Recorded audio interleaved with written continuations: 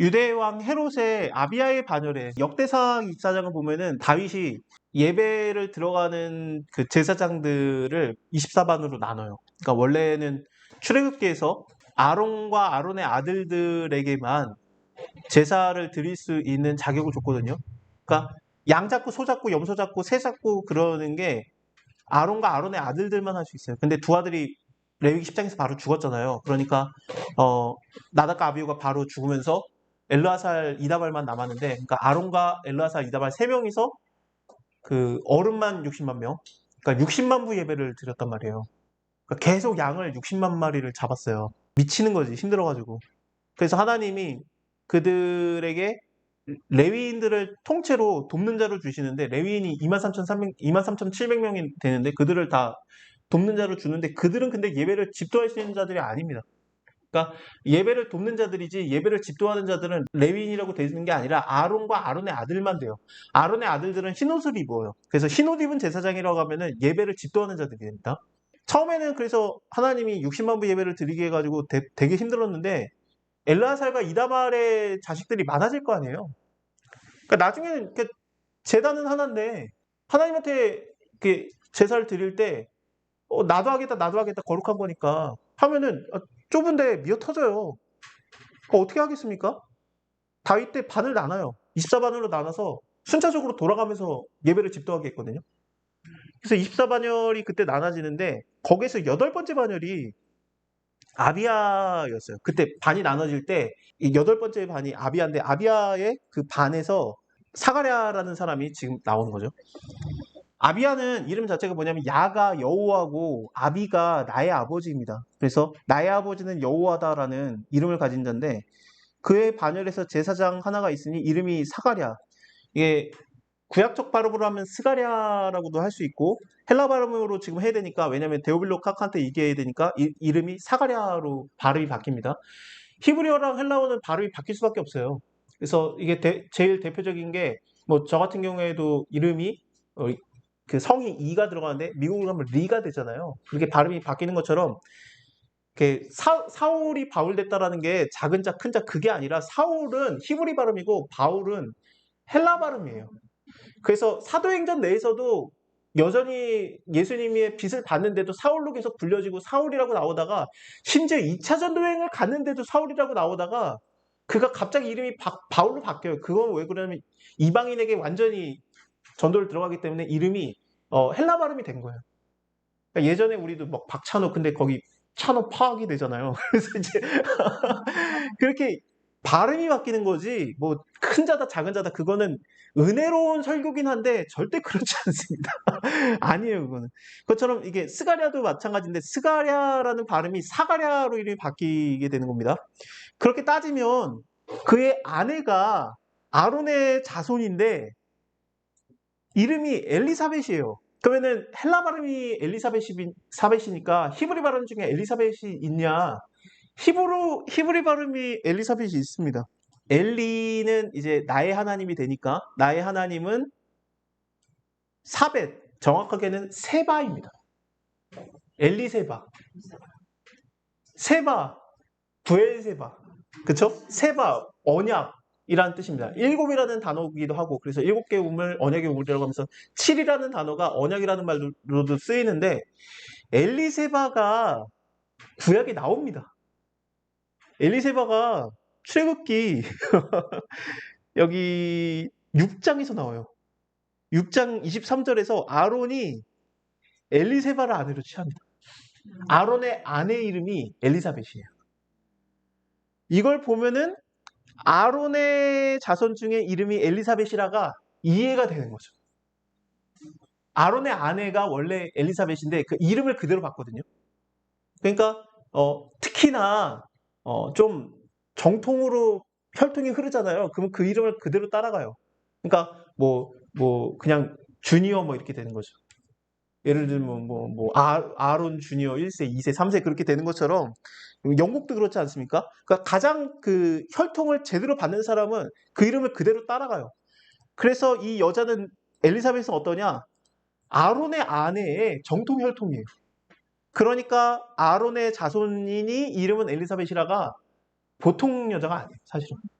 이렇게 가문적으로 훌륭한 피를 가진 여자가 하나님 앞에서 계명과 규례에 흠이 없는 자가 애가 안 생겨요. 무슨 소리인지 이해가 되십니까? 자, 애가 안 생기는 게 큰 문제가 되겠죠. 왜 그렇습니까? 정통 혈통이 끝나게 생겼어. 왜 애 없다고 기도했는지 이해가 되십니까?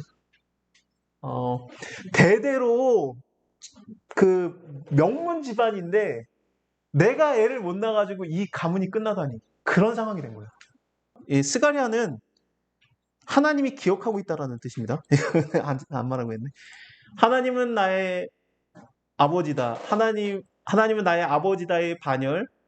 하나님은 기억하고 있다라는 제사장이 있는데 그의 아내의 이름은 정통 가문 엘리사벳. 하나님은 맹세하고 있다라는 건데 애가 없어요. 그래서 애를 갖게 해달라고 기도를 하는 거죠.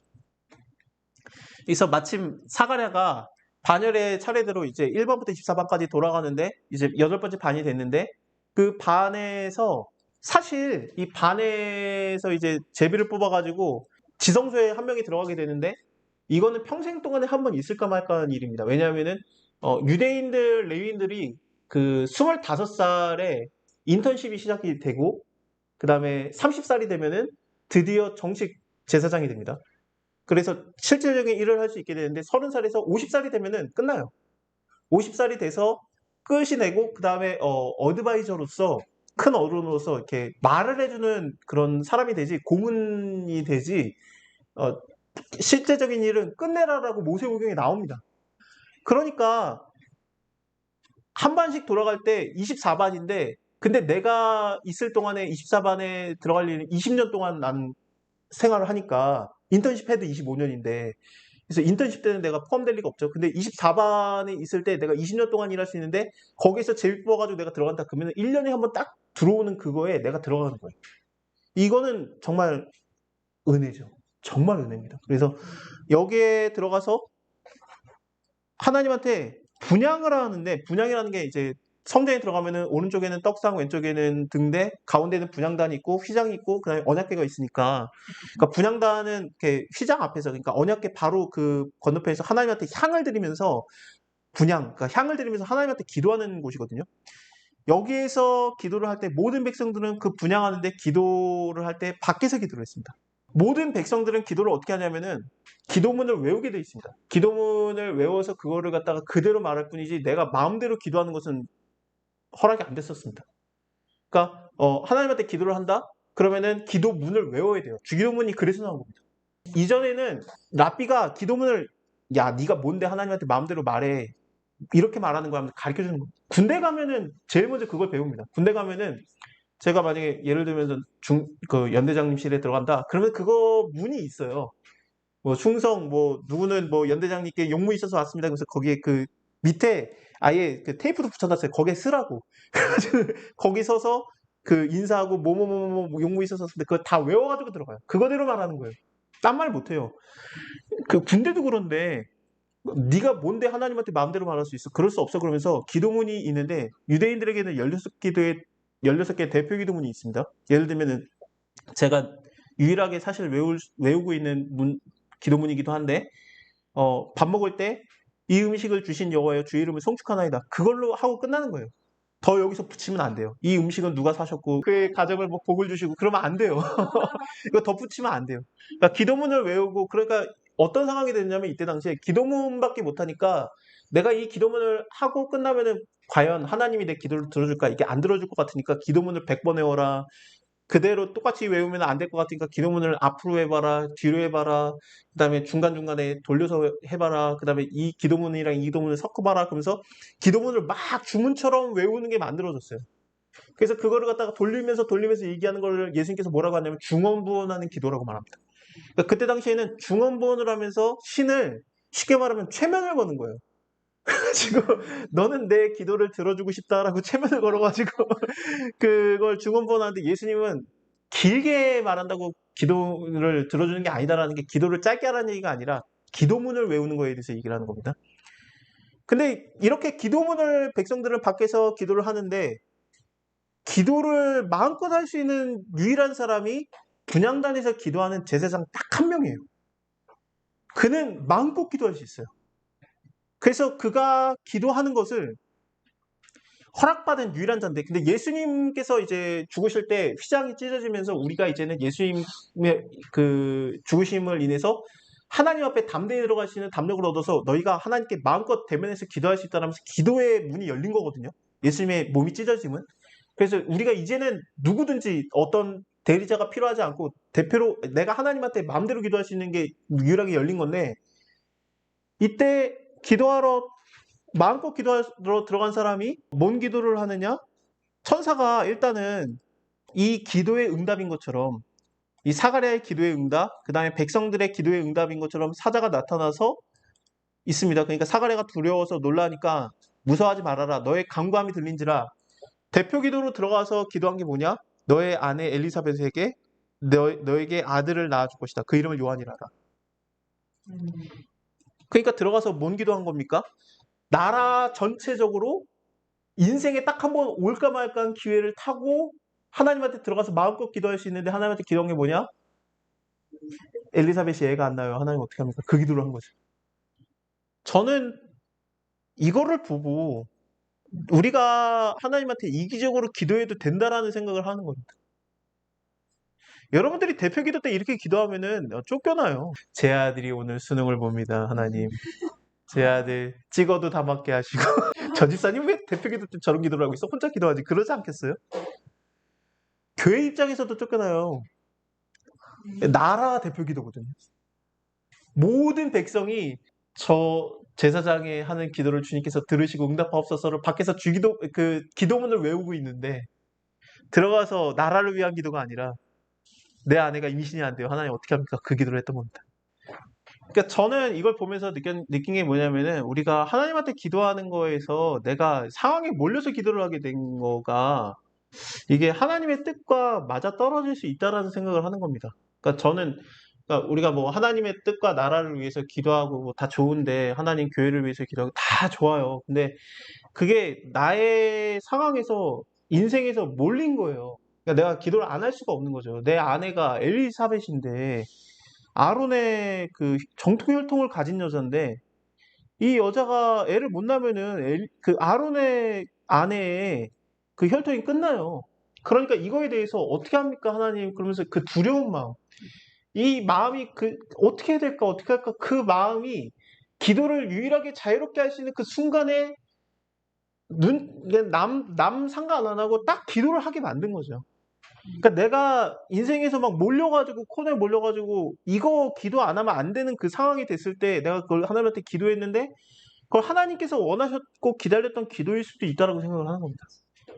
그랬더니 나는 그냥 나를 위한 이기적인 기도를 했는데, 그게 하나님께서 그래 너의 기도가 들린지라, 사실은 그 기도 기다렸지 하면서 이제 하나님께서 이루신다라면은 하늘의 뜻이 땅에서 이루어지는 순간이 되거든요. 그러니까 저는 이게 하나님의 함께 하심이라고 생각을 해요.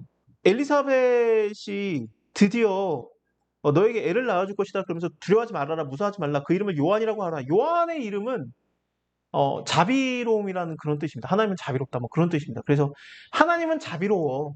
그러니까 너한테 애를 줄게. 구약에서 이게 어떤 비슷한 일이 있었지 않습니까? 한나 때 있었죠. 한나 때도 사무엘의 엄마인데, 사무엘의 엄마 한나가 애가 안 낳아지는 상황에서 상황이 몰렸잖아요. 한나랑 경쟁자였던 또 다른 여자 분인나가 자기 애 낳았다고 막 자랑하니까 열받아가지고 막 나한테 애 안 낳아주면 나 죽어버리겠다 막 그런 식으로 하면서 열받았죠. 그러니까 이제 그 남편이, 아 내가 무슨 하나님이냐 어떻게 하겠냐. 근데 그 남편이 레위인이에요. 제사장 출신인데. 그러니까 걔가 여자가 둘이 있는 것도 이상하긴 한데 어쨌든 그런 상황이었습니다. 거기서 가서 성전에 들어가서 기도를 하지 않습니까? 여자가 왜 성전에 들어가서 기도할 수 있었겠습니까? 감히? 남편이 제사장이에요. 레위인이에요, 레위인. 에브라임 산지에 에브라임 사람 엘가나라는 사람이 있는데, 에브라임 사람이 아니라 레위 사람 엘가나입니다. 그 열왕기 역대상을 보면은 이게 레위인이라고 나와요. 이게 이 사람에게 두 아내가 있으니 한나와 분인나인데 무자에서 하나님한테 실로에 나가서 이때는 실로에 지성 성소가 있었으니까 실로에 가서 하나님한테 경배하며 제사를 드렸다. 왜 제사를 드리냐면은 레위인이에요, 레위인. 그러니까 정통 아론의 혈통은 아닐지라도 레위인이기 때문에 그 제사가 드릴 때 돕는 자로 갈 수 있거든요. 그런 사람이었기 때문에 가서 이렇게 그 안면식이 있었기 때문에 가서 예배를 그 성소에 들어가서 기도를 할 수 있었던 겁니다. 근데 성소에 들어갔다라고 하기는 어렵고 그러니까 하나님께 기도를 한 건데 그때 기도를 할 때 그 기도문대로 외워야 되는데 기도문 중에는 애 낳게 해달라는 기도가 없어요. 그러니까 기도를 못하죠. 기도문으로. 그러니까 입만 중얼중얼했던 겁니다. 그러니까 그걸 보고서 어떻게 했냐면은 너가 술 취했다라는 얘기를 하잖아요. 근데 나 술 취한 거 아니다. 내가 포도주나 독주를 마신 것이 아니오라고 말하죠. 여기서 나는 마음이 슬픈 여자다. 포도주나 독주를 마신 것이 아니오. 여호와 앞에 나의 심령을 통한 것뿐이다. 그렇게 말하지 마옵소서 하면서 그래 그러면 네가 아들을 낳을 것이다 하면서 사무엘이 나오고 그리고 나서 사무엘이 누구 앞에 온 겁니까? 누구의 앞을 인도한 겁니까? 다윗의 앞을 인도했거든요. 이 맥락이 보이시죠? 자, 다시 보여드리겠습니다. 나는 마음이 슬픈 여자라 포도주나 독주를 마신 것이 아니오. 누가복음으로 가겠습니다. 너 그 아이의 이름을 요한이라고 하라. 그는 주 앞에서 큰 자가 되며 포도주나 소주를 마시지 아니하며. 뭐가 연상이 됩니까? 이거 사무엘이에요, 사무엘. 그러니까 요한의 하는 이 세례 요한의 하는 일이 어떤 느낌이 듭니까? 사무엘처럼 일을 하는데 그 뒤에 누가 옵니까? 다윗 왕이 와요. 예수 그리스도가. 이해되시죠? 아, 성경은 너무 재밌어요. 아, 저는 이런 거 발견하면 너무 재밌어가지고. 그렇습니다. 아, 나만 신났네. 죄송합니다. 성격이 이런 거 맞아 들어가면 너무 재밌어가지고. 아니, 애가나가 그래도 열심히 했어요. 애가나가. 아니, 뭐, 아들이 뭘 필요해. 내가 너한테 다 주지 않느냐. 한나요, 왜, 그래. 내가 열아들보다 낫지 아니하냐. 그랬더니, 네가 뭘 열아들보다 나 필요 없어. 그러면서 이제, 이런 무시를 당하면서 그래도 아내를 사랑하고. 그리고 때까지 3년 반 정도인데, 그때까지 자기 집에 머물게 한 것이라든지, 남편은, 아내를 위해서 최선을 다했어요. 그래서, 어, 뭐 기도를 해주는 게 좋냐 아니면은 그 아내에게 무조건 무시를 당해도 무조건 복종해 주는 게 좋냐 그거는 여러분들의 생각. 저는 포도주나 소주를 아니하며 우리가 이거에 초점이 맞춰져서 그는 태어나서부터 나실인이다라는 건데 맞는데 사실은 사무엘을 봐야 돼요. 사무엘. 나는 마음이 슬픈 여자다. 포도주나 독주를 마신 것이 아니오. 그는 포도주나 독주를 마시지 아니하며. 예. 소주가 독주입니다. 소주가 독주라는 걸로 번역이 되는 것도 괜찮습니다. 이게 소주가 우리가 말하는 참이슬을 얘기하는 게 아니라 독주가 이렇게 헬라어로 중독시키는 술이에요. 그러니까 취하게 하는 술이에요.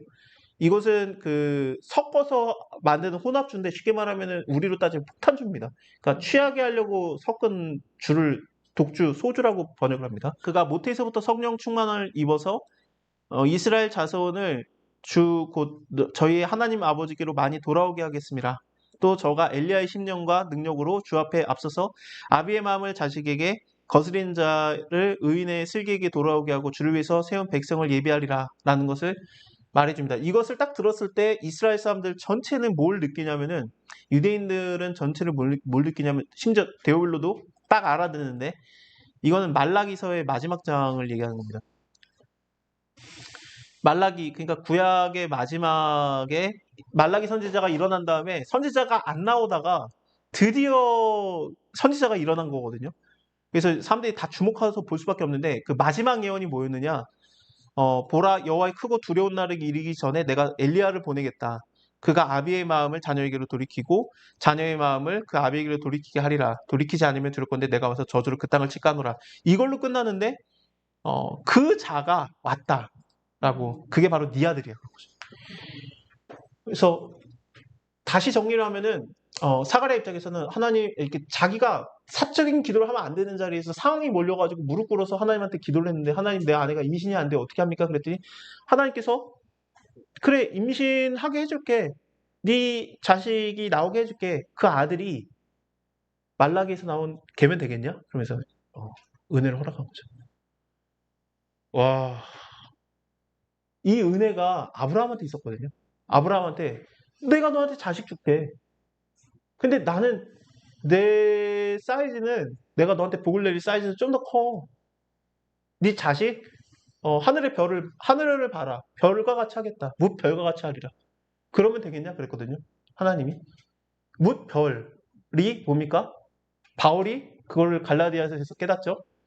뭇 별이라고 말했는데 이거 복수가 아니라 단수 아니냐. 한 별을 말하는 것이 아니냐. 곧 그리스도다라고 말합니다. 그러면서 그 그거를 바울의 해석을 따라가면 뭡니까? 하나님이 말하는 게 뭡니까? 아브라함아, 너한테 자식을 줄 거야. 못 믿어? 네 몸에 자식을 주겠어. 아무 자식 아니고 내 뜻은 더 커. 네 몸에서 예수 나오게 하면 되겠냐? 그런 거. 나는 상황에 몰려가지고 하나님한테 이거나 주세요 그랬는데 하나님의 사이즈가 너무 커가지고 너무 커. 하나님의 사이즈가 너무 커서 아, 그러니까 아예 선지자 자체가 안 일어났고 하나님 말씀이 없었어요. 하나님 말씀이 없다가 갑자기 생긴 거거든요. 사무엘 때도 그래요. 그래서 사사기에서 자기의 소견에 옳은 대로 행하지 않습니까? 그게 17장 6절, 18장 1절, 19장 1절, 그다음에 마지막 장 마지막 절에서 자기의 소견에 옳은 대로 행하였더라. 하면서 자기 마음대로 하다가 사무엘이 딱 나온 다음에 사무엘이 한 일이 뭐냐면 하나님 말씀이 임해요. 엘리도 몰랐어요. 그다음 뭐 사무엘이라 그랬을 때 그 엘리가 처음에 못 알아들어요 그거를. 아버지가 못 알아 나중에 알아듣잖아요. 엘리가 그 상황을. 그래서 그때 하나님이 너한테 뭐라고 말하지 엘리도 못 알아들었어요. 하나님 말씀. 하나님 말씀이 안 임한 거예요. 계속. 그러다가 하나님 말씀이 사무엘에게 드디어 임한 건데 임해서 그에게 엘리의 가정이 어떻게 파괴될 건지를 하나님이 얘기해주고 그대로 그걸 그대로 전달하거든요. 하나님 말씀 그대로 전달하는 게 중요합니다. 사람 눈치 보면 안 돼요. 그대로 전달했더니 그 이후로 어떻게 되냐면은 하나님의 말씀이 흥황하여졌다라고 나옵니다. 사무엘이 했던 일이 뭐냐면 하나님 말씀이 없는 시대에 하나님 말씀이 임하고 하나님 말씀이 많아지게 만들었어요. 이걸 그대로 따라오면 뭐가 되냐면은 지금까지 선지자가 없었고 하나님 말씀이 없어진 상황에서 그래서 자기 소견에 옳은 대로 행하는 바리새인 사두개인들 서기관들이 넘쳐나고 있었던 상황이죠. 그래서 예수님께서도 말하는 것처럼 사람의 뜻을 지키느라고 하나님의 법을 어겼도다. 장로유전 그걸 얘기하지 않습니까? 그래서 자기의 소견에 옳은 대로 행할 때 하나님의 말씀이 임한 거예요. 가브리엘을 통해서 일단 시작이 되니까 하나님 말씀이 전달이 되잖아요. 하나님 말씀에 대해서 얘기를 하게 되고 진짜로 하나님 말씀이 흥황해져야 되거든요. 하나님 말씀이 흥황해집니다. 왜 그렇게 됩니까? 예수님 자체가 와버렸거든. 말씀 자체가. 그래서 이 패턴이 그대로 넘어가는 거예요. 중간에 뭐가 끼지는 않습니다. 일단은 이삭이 이건 창세기인데 이렇게 눈이 어두워가지고 축복을 할 때 그 눈이 어두워서 야곱이 왔는데 야곱이 그러니까 형의 옷을 입었죠. 그래서 형의 옷을 입고 막 축복을 몰래 가로채려고 했을 때 아버지가 너 맞아? 너 맞아? 그러면서 첫 번째 축복은 대충 해줬어요. 그냥 이렇게 먹고 그냥 축복을 해줬어요. 그러니까 분별치 못함으로 대충 축복, 그냥 잘 먹고 잘 살아라 그러다가 이삭도 여호와의 말씀으로 축복을 한 게 아니라 이 야곱도 이거 아직 아버지가 여호와의 이름으로 축복한 게 아니다 그러면서 축복이라고 생각 안 해요. 안 가요. 안 가고 있으니까 진짜 너야? 진짜 너야? 하면서 다시 물어본 다음에 가까이 와라. 그래서 일단은 그 별미를 먹거든요. 그래서 이제 사냥한 고기라고 이제 속이 엄마가 만든 거죠, 사실은. 네, 엄마가 만든 걸 먹고 그다음 아내가 만든 거죠. 이삭 입장에서는. 그리고 포도주를 마셔요. 그래서 포도주를 먹고 그다음에 음식을 먹은 상황에서 너가 나에게 가까이 와라. 나에게 입 맞춰라 그랬더니 입을 맞췄더니 그 아비가 눈이 멀어 있는 상태에서 자기 자식의 옷의 향취가 느껴지는 거죠. 그래서 옷 냄새가 나잖아요. 자기 자식의 냄새가. 그랬을 때 축복이 시작합니다. 그래서 내 아들의 향취. 여호와의 복 주신 밭의 향취로다 그러면서 어떤 향취냐면은 지금 방금 향긋한 포도주를 마셨고 음식을 먹었기 때문에 하나님은 하늘의 이슬과 땅의 기름짐이며 그 고기를 먹었으니까 그리고 풍성한 곡식과 포도주를 너에게 주시기를 원하노라. 이 포도주 마셨으니까 이 얘기를 하지 않습니까? 그리고 만민이 너를 섬기고 열국이 너에게 굴복하리니 너가 형제들의 주가 되고 너의 어머니의 아들들이 너에게 굴복하며 너에게 저주하는 자는 저주를 받고 너에게 축복하는 자는 복받기를 원하노라 하고 이게 축복이 마쳤다라고 성경에 나와요. 위에서 축복했다라는 것은 축복을 했다라고 나오지 않고 그냥 내용이 나오지 않고 여기서만 축복의 내용이 나오거든요. 그 말은 뭡니까? 위에서 한 거는 그냥 말한 축복이고 여기서는 성령의 충만해서 축복을 한 거니까 내용이 포함된 거예요. 모든 성령 하나님의 감동으로 된 것으로. 그러니까 이게 하나님의 감동으로 말한 거 아니겠습니까? 하나님의 감동으로 말한 게 뭐가 됩니까? 그냥 축복이 아니라 하나님의 감동으로 축복을 했더니 이게 뭐가 됐냐면은 하나님께서 너에게 복을 주는데 하늘의 기름짐과 곡식과 풍성한 곡식과 포도주를 너에게 주시길 원하노라. 이것이 어떤 축복이냐면은 예수 그리스도까지 이어지는 축복입니다. 왜냐하면 예수님이 하늘의 기름진 내가 참떡이고 참빵이고 내가 참 포도주도다 참 음료로다 하면서 하늘의 음식이 돼요. 예수님이. 그러니까 이걸 야곱이 받은 거예요. 야곱이 이스라엘이니까. 잘 먹고 잘 살아의 복이 아니라 너가 지금 받는 복이 예수 그리스도까지 이어지는 축복이다예요. 그래서 만민이 너를 섬기고 열국이 너에게 굴복하리니가 예수님이잖아요. 네가 형제들의 주가 되고 네의 어미의 아들들이 너에게 굴복하고 저주하는 자는 저주를 받고 축복하는 자는 복을 받기 원하노라. 예수님에 대한 얘기입니다. 그러니까 야곱이 속여서라도 이걸 받은 거예요. 이기적으로 받았는데 예수님까지 이어지는 예수님의 그 조상이 된다라는 복을 받은 겁니다.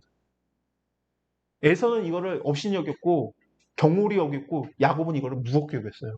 저는 하나님께서 우리에게 복 주시기로 작정하시고 그러면은 내가 상황에 몰려가지고 했던 축복이라든지 내가 상황에 몰려서 했던 하나님한테 했던 기도가 혹시 하나님이 기다리고 있던 기도와 맞아 떨어진다면 뭐 한나 뭐 엘가나 이거랑 뭐 그리고 사가랴 엘리사벳과 비교가 안 되는 지금 현재 그 이삭한테 눈먼 이삭한테 받는 이 축복이라든지 근데 이게 하나님이 함께하니까 이 예수 그리스도까지 이어지는 그런 복이 됩니다.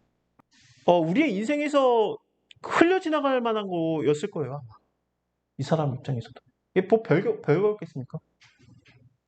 그러니까 우리가 까먹는 거지. 그러니까 예수님이 오셔가지고 네가 나에게 먹을 걸 줬고 내가 목마를 때 마실 걸 줬고 내가 헐벗을 때 옷을 줬느니라 흘려 지나가는 거예요. 내가 언제요? 기억이 안 나요. 기억이. 근데 다른 자들은 어떻습니까? 염소로 예수님이 표현한 자들은 어떻습니까? 내가 주의 이름으로 귀신을 쫓으며 주의 이름으로 내가 큰일을 행하였나이다. 이거 기억에 남아. 아니야. 나 기억이 안 나. 불법을 행한 자에게 떠나가라. 슬피 울며 이르거니 있어. 그러니까 내가 뭘 했냐가 중요한 게 아니라 내가 그냥 내 상황에서 나도 모르게 했는데 그게 하나님의 엄청난 상 주심이었던 겁니다. 제가 이걸로 예를 자주 들 만한 게 뭐냐면은 구레네 사람 시몬이 아니 자기는 관광 왔는데 예루살렘에서 구경하다가 생긴 것도 억울하게 생겼겠죠. 그러니까 억울하게 생긴 애한테 시키기 좋죠. 잘생긴 사람한테 잘 못 시켜요. 일 잘하게 생긴 사람한테 시키지. 그러니까 너 일로 와. 이거 좀 그 대신 져. 그러니까 예수님의 십자가를 대신 져주는 거를 억울하게 한 거예요. 억울하게 했는데 와 그게 예수님의 십자가였어.